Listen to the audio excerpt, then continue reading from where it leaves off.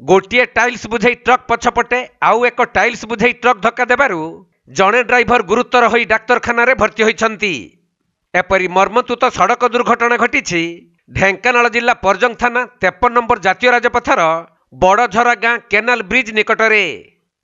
तेबे गुरुतर होइथिबा ड्राइवरंकर परिचय अस्पष्ट रहिथिबा बेले तांकु अति संकटापन्न अवस्था प्रथमे कामाख्यानगर एवं परे कटक बड़ मेडिकल को स्थानांतरित करा जाइथिबा जଣା पड़िछि।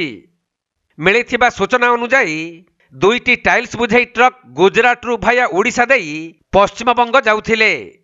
हेले बड़झरा गाँ केनाल ब्रिज निकटरे गोटे टाइल्स बुझे ट्रक पछपटे अन्य एक ट्रक धक्का देबारु एहीपरी भयंकर दुर्घटना घटिबा सहित जड़े ड्राइवर अति गुरुतर आहत होइछंती। परे खबर पाई घटनास्थल रे परजंग पुलिस पहुंची दुर्घटना संपर्क रे अधिक तदंत करिछंती।